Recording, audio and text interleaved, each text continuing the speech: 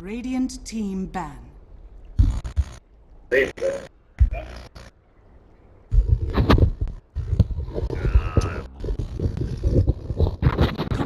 me the server. Hello, everybody. I don't know if we're live. I believe we are live. I see Dota 2. You guys see Dota 2. I'm Gods. Joining me is Sevi, aka Rage. How you doing, bro? Doing well.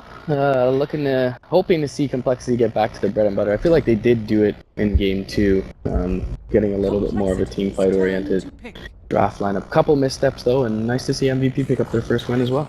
Yep. So compLexity, they know what they want, and they know what they want right away.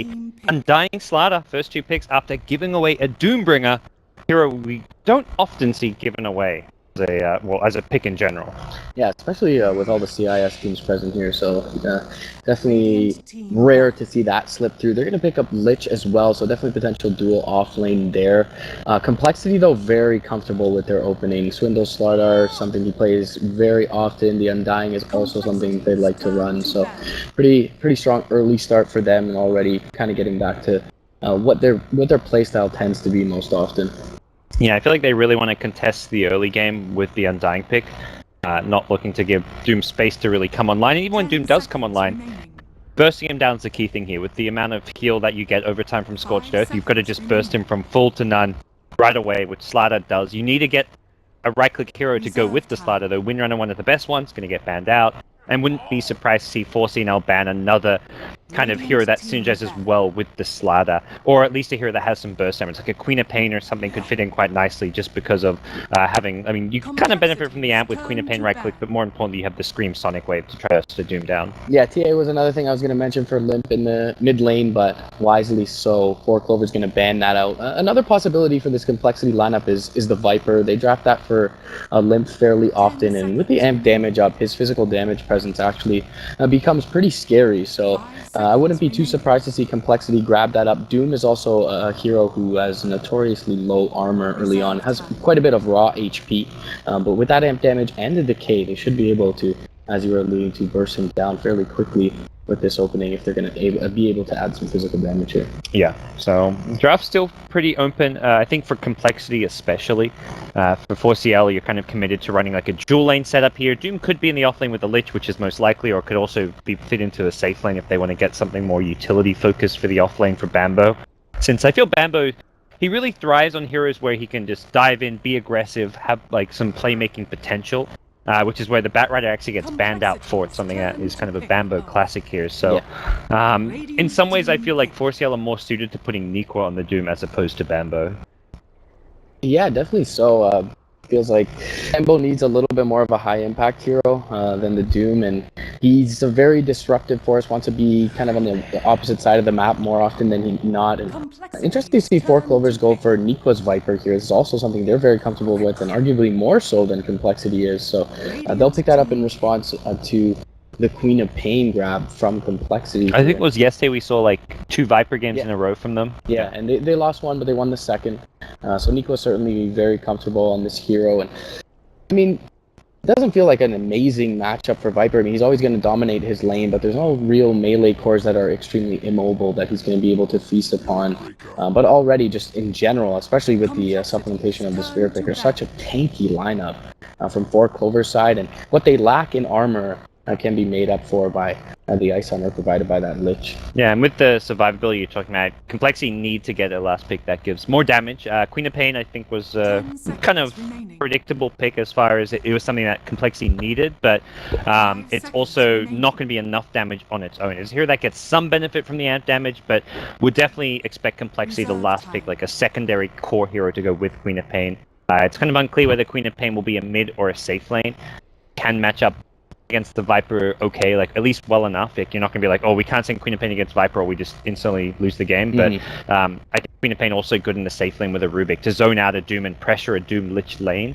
So if anything, compLexity may just feel Queen of Pain's better in the safe lane, and you can get in like a Razor type hero for the mid lane against Viper. Yeah, they certainly don't have anything really to punish the Queen of Pain, even if they don't give her too much support presence. Broodmother ban does come out, so they're going to expect this Sphere Breaker to be in the 4 position, as I would as well for 4Clovers. Their Lich is a fairly greedy support, but he should be able to find some experience. I wouldn't be too surprised to see a Juggernaut come out from compLexity side. Offers him quite a bit of sustain as well, and with the Rubik, he should be just fine in lane. I feel like maybe they put this Viper off in the off lane, but if it's going to be that Doom, even plus the Lich, Rubik Juggernaut should be more than enough to garner themselves some farm for ping. Yeah, Jug could be a really good pick, and I think with the Max Blade Fury build we're seeing most Jugs do now, it's just a good fighting hero to have that comes online when the Doom does, and you can kind of fight into the Doom. You can block a lot of like just the Scorched Earth damage with the Blade Fury, but instead, different direction. They go for Alchemist, which I believe will be mid lane with Queen of Pain in the safe lane. I don't think safe lane Alchemist is really a thing. It's much more suited to running the hero mid. Even when you're against a Viper, you just lay down the Acid Spray, sit back, and Viper can try and fight you if he can maneuver out of the Acid Spray, but it's not as easy as you'd kind of expect. It's all like, oh, Viper will just crush Alchemist. Not quite the case. I worry a bit for the Alch, just because they don't have really the best designated roam towards that mid lane. They could throw the Undying there at some point, and that'll at least secure him a couple of levels in that Acid Spray, and then at that point, as you mentioned, he doesn't really need to show himself or leave himself vulnerable in lane. So I wouldn't be too surprised to see that Undying roam around towards that mid lane early on. For 4Clover's side, they have a lot of propensity to be able to rotate in under that Alchemist with the Spirit Breaker, so definitely going to have to see some high ground vision from Complexity side to secure their Alchemist that early farm, and we'll see what Clovers look to round out their lineup with. It's definitely more than likely going to be a Bambo hero. What are you thinking? As far as Bambo heroes go, Night Stalker is always something that comes to mind as just being really aggressive, applies a lot of pressure, but they're also... Okay, there we go. Night Stalker it is. I was about to say they are somewhat lacking in actual like burst damage here coming out of their lineup. Like you look at Complexity, they've got a Blink Crush with a follow-up from a Queen of Pain, Sonic Wave. For 4CL, they just don't have that quick pick-off potential. But if it's a long, drawn-out fight where Night Stalker's getting off multiple nukes, Viper's just staying alive, Doom's just really tanky, that's the long fights are where 4CL are really going to prosper. Yeah. Definitely looks like they can take chaotic, volatile engagements, spread them out, find some picks. They certainly have a mobile lineup as well, but they want to be able to fight around that Tombstone and that Acid Spray, and 4Clovers definitely want to look to spread things out and find the pickoffs. Look for Doom to find some sort of initiation item, whether it be just that phase drums, a Shadow Blade, or even the Blink to follow up from the Spirit Breaker.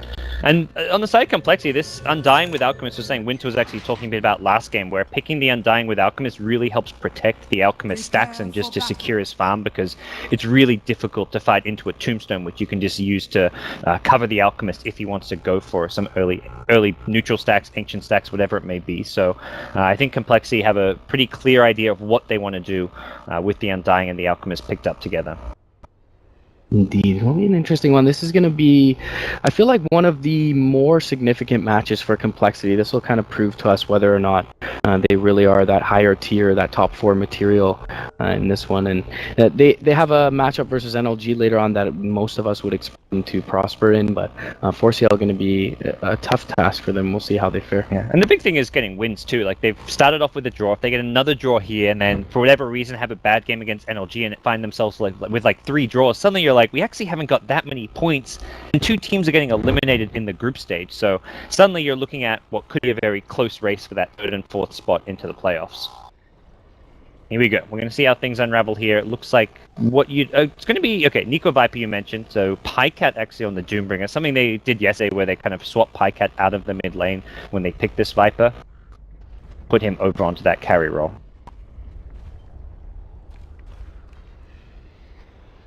Quick pause coming out here. So 4C&L, it looks like it will be Pycat actually kind of in the off lane. I say off lane, but he's going to be getting a lot of farm secured his way as Lich will be paired up with him. So we'll quickly run through our lineups here. On the Radiant side, 4C&L going to have Pycat playing Doom, Lich in the hands of Sashka. They're going to have Nikwa playing the mid lane Viper, and in the lane, or the bottom lane at least, EGM on the support Spirit Breaker with Bambo playing the Night Stalker for the Radiant team. And what's happening over on the Dire side? Yeah, we're going to see Limp picking up that Alchemist towards the mid lane, maybe accompanied by Z-Freak, who's picking up the support Undying. We're going to see Pingvincheck taking that Queen of Pain for the safe lane, and therefore they're going to have Hanskin picking up that Rubik.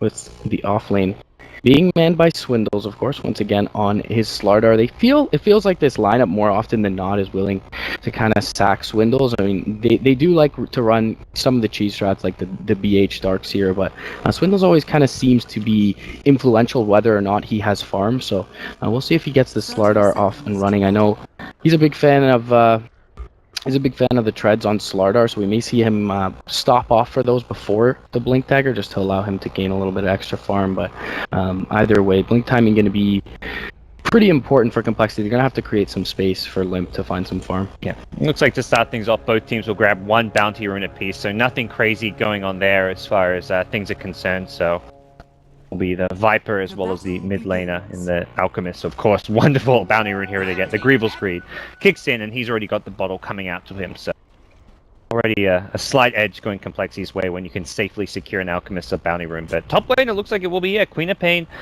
somewhat solo against the Doom. Doom looking to linger around, maybe try and get an early Devour onto a neutral creep. Yeah, would love to find something like a Wild Wing to get that the bonus armor aura, something like a safety for the HP regen, and that's something Ping Venchek wants to contest. He probably wants to try and body block this camp, Tango on through, and then sit there for a little bit longer, so he will prevent Pycat early on from getting one creep in. They even Sentry Ward block it as well. They are going to force him to skill out the Blink, though, at level 1, so that's going to hurt his harass capabilities a little bit. But with the Lich accompanying the Doom here, it should be fine to, at the very least, find some experience. Farm is going to be a little bit more hard-pressed for Pycat. This is a really good start to the Complexity safe lane, though. They block the big camp, and they also de-ward their pull. So something really important to have against these Lich dual lanes is a pull camp available to you. Otherwise, they're just going to control the creep equilibrium, keep it by their tower, and deny a ton of XP. You've got to fight Liches, Dark Ritual or Sacrifice Deny with just creep denies of your own through the neutral pull. So Hanskin going to have that available right away.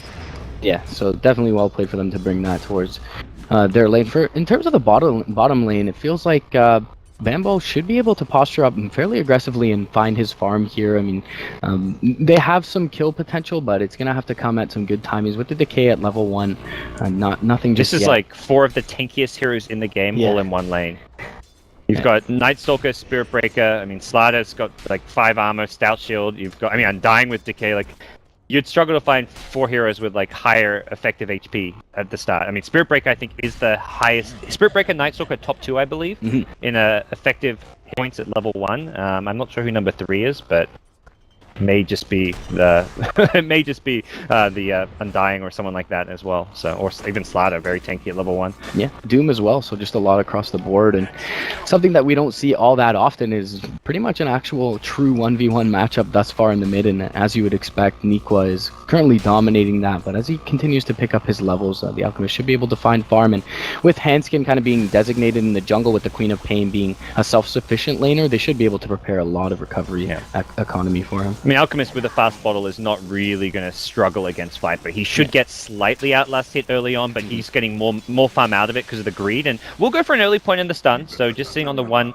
Greevil's Greed. And I like this build just because it gives you some... It's more for the defensive capabilities. If Viper's trying to dive you, you have the stun where you can stun him under your tower, or at least buy yourself some time to get out of range of the poison attack so you don't just get brought down. So I do like this build coming out from Alchemist. Yeah, and they have some decent TP support as well with the Undying. Eventually we'll have the Soul Rip available in Tombstone, and Rubik just can come through with that telekinesis. So I like the laning decision thus far from Complexity. It may seem a little bit greedy on paper, but Limp should find enough to charge. Yeah, it's going top lane, is it? Okay, it's going towards the Queen of Pain. I thought for a second it was going to go towards Limp in the mid lane, and see EGM continue. He showed it at bottom lane, he showed it through mid. Like, this is not going to catch anyone by surprise. Yeah. Oh, it's smart of him to catch that there. Maybe he disrupts the jungle farm of it. It was a little odd charge. Like, he didn't need to charge out of the bottom lane. He wasn't really in that much danger from the Slardr plus Undying. But Bambo, speaking of danger, is in some trouble here. Gets a tombstone dropped on him. That's going to be, I think, a couple of zombies. And with a second crush, this is going to be first blood. It looks like Bambo going down to the Undying. Yeah. A little bit of decisiveness from Complexity as they see GM leave that lane. Just going to be able to punish Bambo for it. And it's a really nice kill for this duo. Both of these heroes very, very effective once they pick up a few levels. And I feel like, kind of as you kind of hit on there, a lot of that came down to Bambo being left alone there. EGM choosing to leave the lane and do so in plain sight. Something he really got punished for. Towards mid, though, EGM going to maybe make up for it with a kill. Tries to get the sun off, but goes down to the Nikwa Viper. So EGM makes up for the kill at bottom by finding a kill at mid. Yeah, meanwhile, Crush is going to go bottom lane, but it's just going to be a defensive one for now, and Swindles will be able to sprint himself away from Bamble. He does have that point, in that early value point in Crippling Fear, however, so maybe he was able to get that off, could have netted himself a kill. But yeah, it's something we expected just in the draft, was that Spear Breaker to be present towards this mid lane, and nice for him to net his first kill there. Yeah, so Limp will just TP back in, but already Viper level 6 to the Alchemist just level 4. He's approaching level 5 to be fair, but this is still going to be a slightly problem lane for Limp. Some of the jungle not really looking too stacked up, so that's possibly a slight problem for the Alchemist as far as his overall catch-up farm goes. They will get aggressive here. Hanskin has a telekinesis, but they don't want to dive under the tower. Viper, he's already got those early items. Aquila, Hedris, Wand, no boots, but he's got 3 points in corrosive. Yeah. Good luck killing the Viper. Yeah, definitely like the build from Nico here with 3 points. And I mean, once Limp is able to pick up the Chemical Rage, he'll be able to shrug off the Viper Strike, but he is a little bit worried and defensively postured at this point, and that's why you see Hanskin present in the lane, at least until he picks that up. I'm just looking at some of the current CSs. It's heavily favoring 4C&L in the laning stage. Viper crushing his lane, Doom well out farming the Queen of Pain, Night Stalker at least on par with Slaughter, so pretty sizable laning stage victory for the 4 Clovers. I guess it's a little bit of a virtue of them having to leave their Undying to try and dominate this safe lane for 4CL. Rubik is not the greatest roaming hero, and for that, the Doom has probably found a little bit more than you would expect him to. Telekinesis up top lane is going to be a defensive one. Scream is going to come out onto 2, and the Viper getting low. Nice denial with the Shadow Strike up there from Pycat. It's a nice play, but it's not really a win. I mean, 4CL still lose a hero, and they were the ones who went aggressive. Lich is like, oh, let's go contest this pull. Pycat's behind me with Phase Boots and a Scorched Earth, but Lich just took way too much damage there, and the Undying TP wasn't even... They forced a TP, which is good, but it was like very much the TP didn't even do anything, right. So complexity wouldn't get the kill with or without it. Yeah, a lot of bursts there early on from the Queen of Pain. And poor Alchemist still unable to find a bounty rune. Hey, it's a regen rune. He's going to fight. They're going to go into Nico, and with the Tombstone, they could pull him back in, and Nico just going to try to fight his way out of this one. He knows he's not going to be able to get out. He may take a kill with him. Hanskin gets low. He's being bottled back up, and that's one of the downsides of having the no boots build, is that if you ever do get caught out by like 3 heroes in the river, those 3 heroes have boots, you do not, yeah, you're kind of done for. Yeah, not really necessary in the lane to have that extra move speed, but with that roam. And he knew the Undying was present top lane after that rotation, more than likely. I think he TP'd under the wave there, but either way, Hanskin going to be able to deny himself to neutral's buyout and return right back to the fray. So things looking good. Nice little exchange for complexity. Yeah, and complexity, despite the looking at the CS and you see the top 3 last hits on the Radiant side, I think things are going according to the plan for their draft. Like Queen of Pain, maybe you'd want a bit more on, but once their timing comes later, when they hit like a level 6 on Slaughter, have the amp damage, they get the Sonic Wave coming into play as well, so it's really going to be a bit more before they're ready to continue to fight. Bambo at bottom going to get crushed up, the Orb of Venom giving some additional slow. The Rubik wants this kill, he's going to need another sprint, the amp damage even just coming out for the Rubik right click. They do bring down Night Stalker at night as well. One of the downsides of this Crippling Fear point is that he only has 1 point in the passive. Yeah, and Bambo, much like his hero in the Night Stalker, is a player who is really inclined to start to snowball. So that early death in his first nighttime is going to prove probably pretty significant for this squad. I mean, they want to be able to at least find a pick and start taking objectives. Speaking of which, though, Doom going to be thrown out top lane. Ping check. They got the charge. This is definitely a secure kill here, and they'll actually soak some XP for the Spear Breaker. I thought EGM might have backed off for this. Well, he canceled his charge, so he actually needs it. Him getting level 6 is more important than Doom getting XP. Yeah, he already has the ultimate. So. Yeah, Doom's got all the levels he needs, and GM wants... He just didn't want to KS, so he wants Doom to get the farm for it. But towards mid lane, Nico needs to be a bit careful. He still has no boots here, but they didn't quite get in range for the Rubik telekinesis. And there's backup very close, and that's where fighting right now is not going to go too well for complexity, especially with the darkness available for Night Stalker. This may just be a tower dive that they're setting up for. Always have to be careful though, diving into a tombstone, very risky. Yeah, definitely risky, and they're well aware of how many heroes are in lane, so maybe they show someone mid lane, and Bambo will be able to wrap around alongside EGM here. I mean, complexity know what's up though. They pinged exactly where these heroes are, and they also ping bottom like, no one's defending this T1 tower, that's in deny range. Let's go get this free tower and just dip this mid lane. Z-Freak can just stand there and he's somewhat endable. If he gets dived and goes down, well, it's like you lost your support Undying. Yeah, and they're farming the Queen of Pain top still, even after that death, and they're going to be able, well, to pressure this tier 1, but rotations now should get denied. Yeah. 4CL. I mean, complexity don't mind too much by getting denied. Mid lane's where the dive happens. That's where they do go on the Undying. I mean, I kind of talked about him being expendable, but it is going to be a T1 tower as well as the kill and the deny at bottom. So across the board, it is a 4 Clovers victory. Yeah, and Limp not really farming as well, as they had to play a little bit defensive. The physical damage is big though. Nikwa's got no boots. He's just going to stand and fight him. By fight, I just mean go down. That Viper, he's as tanky as you can be with this build. Against amp damage, acid, the minus armor is massive. Yeah, he relies on that corrosive skin. They are going to get the charge through. The Sonic Wave's only going to connect onto Bambo, though, and the Chain Frost bouncing fairly nicely will be able to bring down Handskin first. The trade is there, though, and it'll be a 1 for double kill, actually, going the way of 4CL 2 for 1 thus far. Yeah, this is where just a hero like Doom can fight so well around the Scorched Earth, and 4C&L just have this scary face rush lineup. They just run at you with charge, with a Night Stalker in darkness, with a Doom with phase boot, Scorched Earth, and about to have a completed drums. Not only are they tanky as hell, they're incredibly fast. They're going to be on top of you instantly, outside of the Viper, who's incredibly sluggish because he's still got no boosting on 285 movement speed. But his job is very much to get dive like that, and then all these fast heroes that can rush at you just go run in and say, well, you kill a Viper, but you're now committed. You're committed to a fight. You can't run away from a Spirit Breaker charge. You can't run away from a Doom with drums and Scorched Earth. You can't run away from a Night Stalker at nighttime and then complexity lose 2 or 3. So the Viper very much, his role this game is partially to be that sacrificial lamb. Yeah, now we're talking 10 plus minutes, still a delayed mech for Nikwa, who was doubling up Limp in lane in terms of CS. Now Limp's been able to retreat towards the jungle, and Pingvincheck is quietly finding a little bit of farm. Has been shut down pretty heavily from the Doom first rotation there, but you know, complexity clawing their way back into this one after the lane's not going completely swimmingly for them. Yeah. And you talked about the treads on Swindle. He's now has those, so a bit of extra survivability and just allows him to fight a bit better, but we'll be seeing a slower Blink Dagger as a result of it. I do like the treads over the Tranquils this game. Normally I feel like Tranquils is just 91 every game, but the actual armor this game is not really as important. It's not going to be physical damage coming out from 4C&L. You're looking at longer drawn out fights, and that's where the stats actually going to be offering him a lot more. Yeah, we're going to see a smoke up from the Dire lineup in complexity. Going to try and look to make something happen towards that top lane. You have at least a Spirit Breaker present and the greatest kill, but either way, they can definitely take an objective off this if they do find these two heroes. Chain Frost coming up soon, though, and EGM in a decent position here. I don't think he's been scouted out. They're going to channel up the stun. Not going to get the Lich. He's going to just turn and throw a Chain Frost, and EGM has just been a little silent observer here for all of this.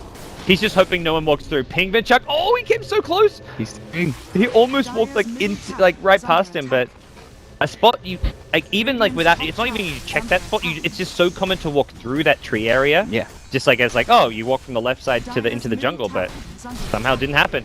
Patience from EGM. Nikwa gonna return to top lane alongside his Lich. With the ice armor, they'll be able to disrupt this push. It's so hard to disengage. Complexity may just be forced to fight here. A charge.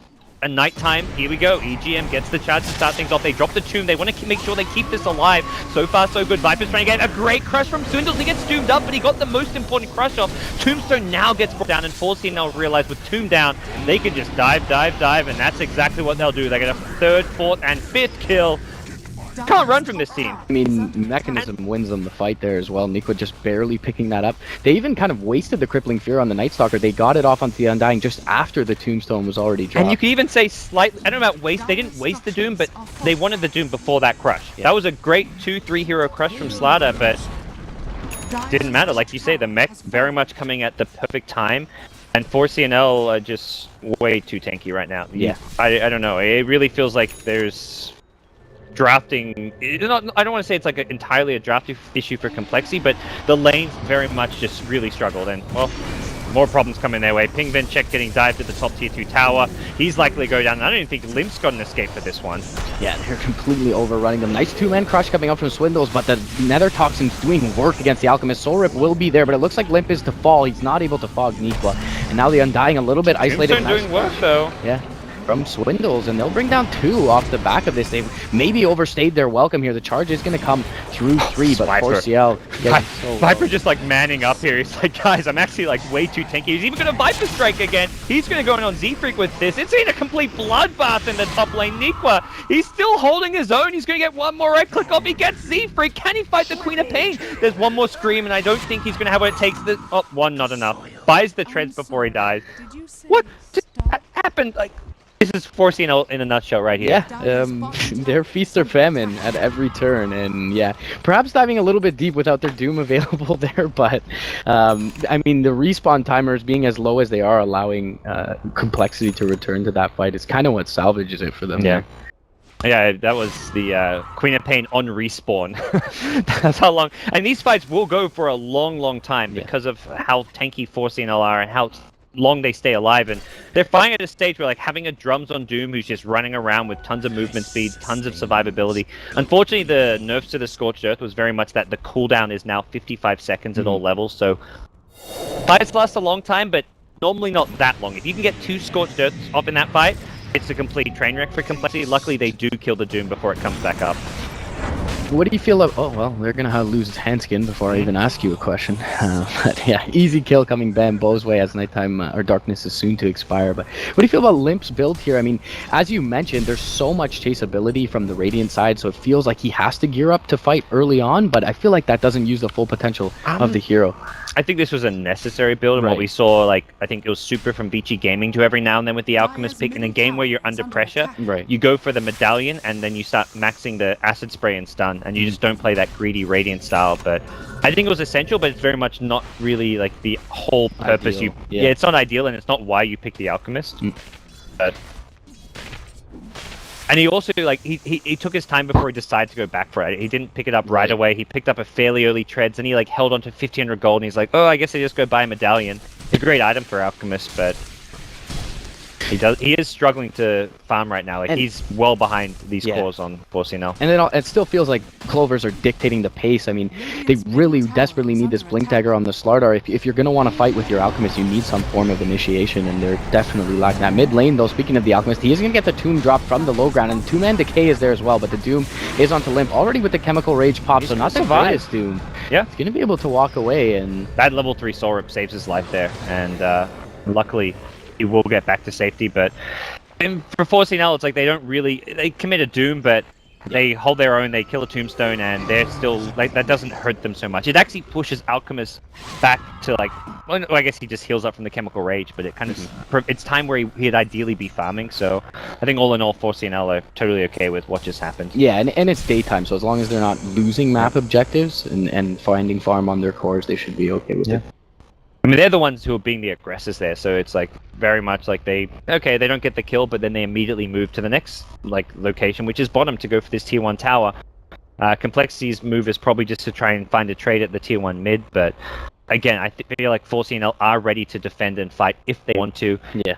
Daytime again, a slight concern for them, but I feel like with Doom and Spirit Breaker alone, like they've still got great fight, but both those ultimates on cooldown, so the safest play here for 4C&L is just trade tier 1s, wait for nighttime, wait for your ultis. Yeah, and having all these frontliners, I mean, having Nikwa to jump in, having the Night Stalker with all his extra movement speed, it feels like EGM has been able to charge off the back end of engagements, and in that, he waits for them to clump up, he's able to charge through multiple targets, and it really does feel like his team fight control has been more influential than generally you would see a Spirit Breaker who has to start the fights for 4C&L. So, I mean, everything looking good for them at this moment. The BKB soon to come out for Bambo as well, and they really don't have an answer for him yet if he's able to get spell immunity. So I feel like one of the problems for complexity that they're having is like they've got this minus armor, like even when they hit like a crush into amp damage and there's an acid spray down, but there's no follow-up right click damage. Slider's a hero who normally gets a crush off and then kites back and waits for the crush to cool down before he re-engages, just because he's not a right click hero. Like that's not what he is by nature, like at least with how he's played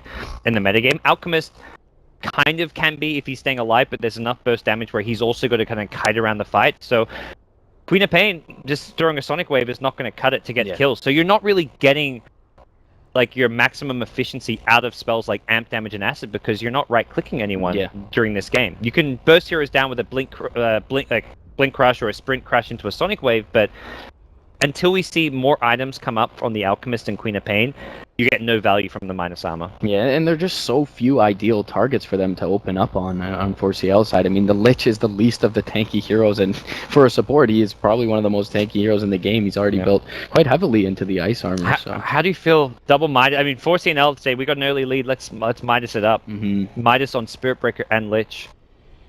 Well, they have the mech on Nikwa, so I think they can afford to get away with it on the Lich. Spirit Breaker always, Midas I feel like is always a good item on him, and his spells give him so much early on that it allows him to be relevant throughout the game. So yeah, I don't mind the decision, and I feel like when Bambo and the Viper can be on the front lines, that those heroes can afford be a little bit lacking at least early on, especially considering the lead they have. So it feels like they're only going to continue to widen the gap. I mean, Limp is under-leveled as all hell at this point on the Alchemist. Yeah, being level 8, that's... Yeah, level 8, he is one of the lowest level heroes in the game. 1 point in greed. And yeah, at this point, you know, they're 5-manning. You want to try and be able to split farm and find something out of the map. And with only 1 point in greed, it's going to be very difficult for Lim to do. And considering the Viper, how he started off as just being like the tank who would die so his team couldn't fight, he's actually recovered and is now the most farmed hero in the game, the highest level hero in the game, all from that top fight. Like, he died twice before that, where it's like he died, his team won the fight, but it's quickly changed where he's the one staying alive. I think because compLexity adapted, say, okay, let's not focus everything on the Viper because that's a losing recipe, but at the same time, you don't focus on the Viper, he gets a ton of damage off through the corrosive, hitting stuff like all those AoE spells proc onto the corrosive, you're slowing everyone, you're doing damage through poison attacks. There's just a lot of problem spells for compLexity to deal with. It's like you focus one hero, you die to everything else, and yeah. He's sitting on 23 armor with ice armor up on the Viper, and he can afford to go high HP for that. compLexity going to look to find a trade mid lane, and it definitely would be desirable for them if they're able to get this tier 1, but still it's pretty healthy, and they're not amazing at pushing it by any respect. 4C&L happy to just go for the trade because they are missing their ultimates, Doom as well as Nether Strike, so they get 2 towers for 1 while their ultis are on cooldown. That's a really value trade. Yeah. They've now got a Doom on Pycat, so they are fight ready, but here comes a fight their way. Smoke towards bottom lane. Who do you initiate on? I mean, I guess the Doom? You want to kill Doom before he ultis is ideal scenario. Can they do it? Swindles gets the amp off. The Crush is there as well. No, it's a silence there. Pycat does not get the ulti off, but now he pops the one. He turns. Doom's the quap. He's still alive. The heal's kicking in. The Chain Frost bouncing around. The zombies tanking most of it. As a result, just the Slaughter kill so far. Pingven Check going to go down as well to the Viper. compLexity only taking out a Lich. Limp getting charged. The Rage finally comes back up. A much needed Chemical Rage. Nikwa, he's getting low. Too many zombies to deal with. This Tombstone has not been dealt with, but even so, 4C&L just so tanky, so much armor coming out of the Vlads, the Ice Armor, a buyback from the Rubik, another stun comes out, but the Tombstone's even expired at this stage, and EGM has another charge if he wants to pop his wand soon. compLexity just do not get enough out of that fight. Yeah, I think they're pretty happy with it. They get all the value targets, and yeah, I mean, you mentioned there's just no right-click follow-up. That Doom was sitting on 20% HP for 10, 15 seconds straight. He gets the Doom off on the only target who's in range to even right-click him, as the rest of his team is just in the front lines. That was a clutch silence. It was the crippling fear from Bambo, which prevented the Crush. If he gets that Crush off, it's a kill on Doom. And it's very much... Like, I mean, you asked right before it started off, who do you go on? It was the Doom. They kill him. You kill him before he ultis, and I think compLexity can win that fight. The Spirit Breaker was often top lane. He had to charge in from afar, so you had a favorable engagement. Yeah. There was no way to deal with the Tombstone, so it was great decision from compLexity to take the fight and take it the way they did. They don't have a Blink Dagger on Slaughter, and unfortunately for them, Bambo was on point with the silence. Yeah, I don't think it gets much better for them. I think it was the perfect opportunity to engage. Nikwa was a little bit far forward, so he couldn't turn around right away to be able to support his Doom. Bambo was there, as you mentioned, but the Chain Frost was super underwhelming, bouncing through the zombies, and yeah, they get right in on the target that they want to, and still, the sustain and just the general tankiness of the Radiant lineup has been their bane in this one. Does give compLexity some hope, I think, seeing a fight like that. Sure. Like, oh, we actually came quite close to winning this fight. We buy back a Rubik, which isn't too big a deal. Alchemist actually stayed alive as well, so he farms up a Solar Crest. I was about to say, he was sitting on 3k gold. I was wondering if he was going to go back for a Radiance, but gets a full Solar Crest now. More minus armor, a bit of survivability as well with the evasion. We'll see how he can do with this, but it's...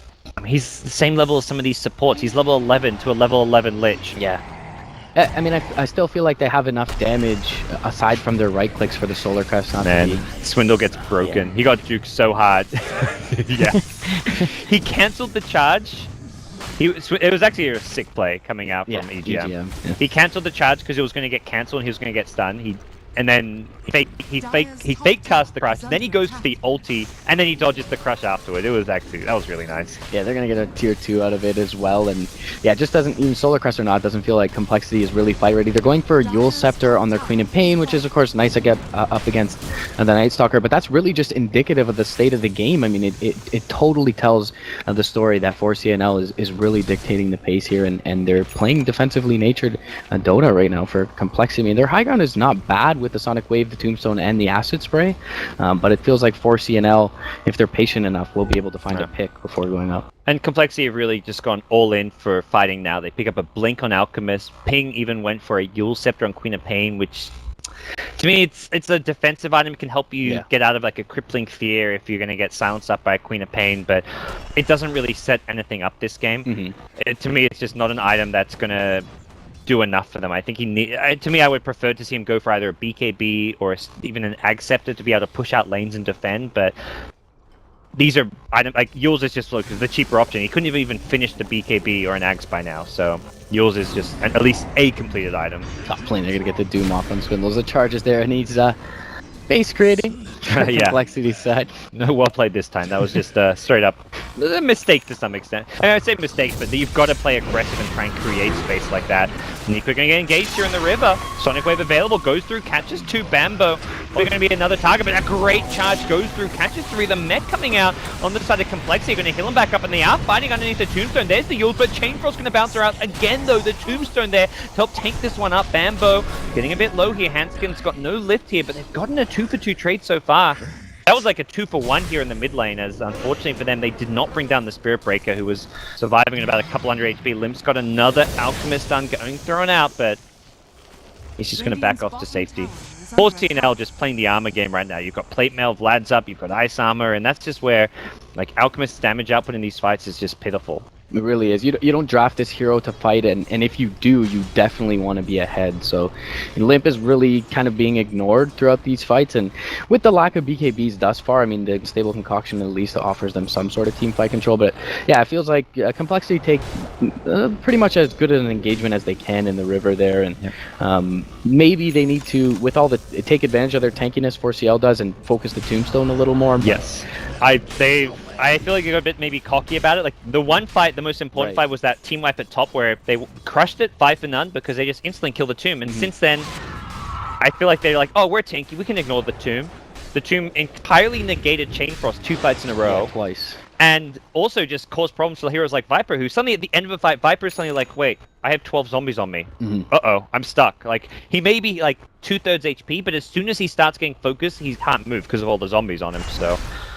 they've got nothing to clear out the zombies. Like, there's no gyro type hero, anyone. Like, they're all tanky strength heroes. They've got nothing with, like, Viper even not really, like, a true agi carry in the classic sense, so.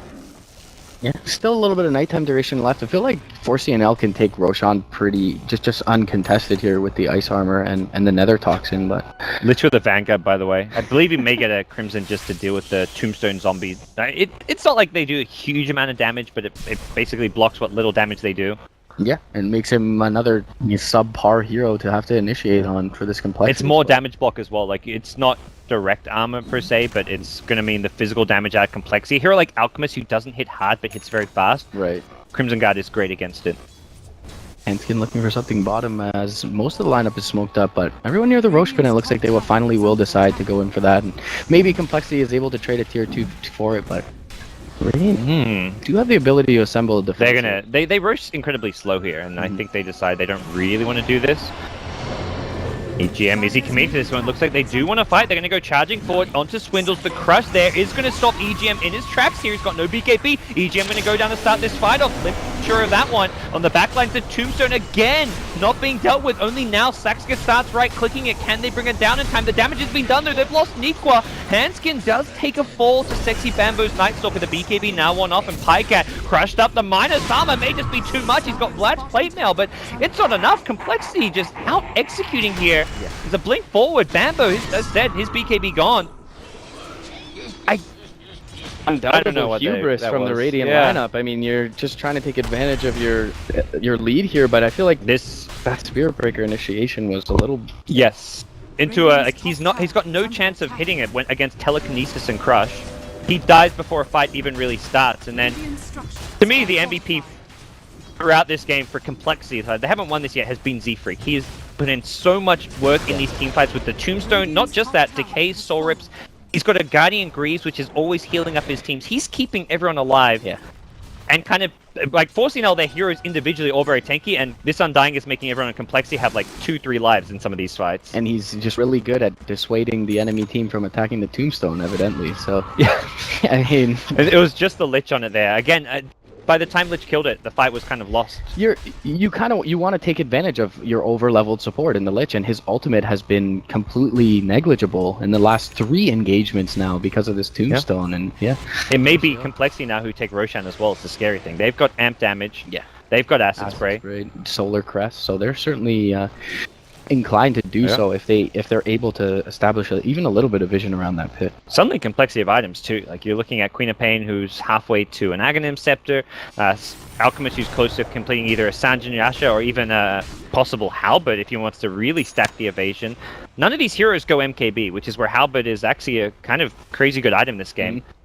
You've just got evasion against heroes like Spirit Breaker, Night Stalker wants to BKB and right click you, Viper. Yeah, it's versus the Nether Toxin for sure, all the evasion. And you can just pop the Halberd on a Viper and then suddenly he's not attacking in a fight, and you can truly ignore him and he doesn't take or deal that much damage. And he really doesn't want to build a BKB considering how tanky he is and having the ice armor on his side. I mean, he goes to the Yasha though, so the more standard, it can transition more into a carry off of this. There you go. I think Complexity really starting to find their rhythm here and feeling like they can go on the aggressive. Any fight where they get a catch or a jump onto a Doom, they're looking good. Yeah, it feels like they've kind of ignored the Queen of Pain as well in these last couple of engagements. Ping just hitting pretty significant sonic waves both of the last times, and the Doom hasn't been able to be popped off on the Queen of Pain as it was beforehand. They are doing the Roshan dance, the Radiant side, and looks like they're, for now, clumped up and should be fairly safe. Double ice armor, by the way. They do stack the creep as well as the Lich, and that is just where there's huge survivability. EGM caught out in the mid lane. Got the Lotus Orb, but he will get taken out. Can they get to the Roche Pit in time, though? This is dropping at a reasonable pace. The thing is, Complexity may be looking to head there regardless. Whether they expect 4C&L to be here, it's very much like the next move after getting a pick-off is to go for Roche, and unfortunately, they may be there too late. Roche getting low. They may look to take this fight, though. Can they get in time? Swindles doesn't make the call to go just yet. It's Z-Freak getting silence up, grieves it off, pops a Tombstone, and that's probably going to be Q to disengage. Nequa caught out by a Blink Crush. Not the Crush he was looking for, though. Wanted to catch probably a couple more with that. And both teams will just back off to safety. Definitely a wise decision from Complexity not to fight that. I don't know if Swindles was just covering the retreat or not, but Henskin looked to come down and then they decided against it. With the Tombstone kind of out of position and the Aegis in hand, I mean, they were 5v4, but I feel like they lose that fight handily. Even if they hit a 3-4 hero crush there, I think they lose. I agree, they lose the fight because the Tombstone was on the other side of the river. Like, you crush 3 heroes on this ramp, well, your Tombstone's still useless. And then the Chain Frost actually does work for once, so... 4C&L still feel like they're in the driver's seat, but as you mentioned, Complexity's starting to hit their stride. Yeah, it's really hard to kind of see how this game's going to transition moving forward. Alchemist is one of the better late game carries right now in this game, and also a pretty good hero to have against Doom because you can just get your ultimate off and then he doesn't want to Doom you because of that massive HP regen.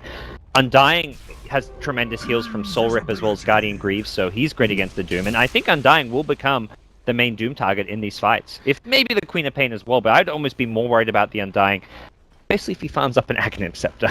Yeah, so I certainly want to say that there definitely were some merits to Complexity weathering the storm in terms of the Alchemist build, getting him a little bit fight ready early. They are going to get the Doom off onto Swindles though, and this is a completely free pick. They need to not defend him. Even the Z-Freak now going to get caught out, slowed up by Bambo. He'll be the next to fall. He does get the Tombstone off. Oh, it's getting focused.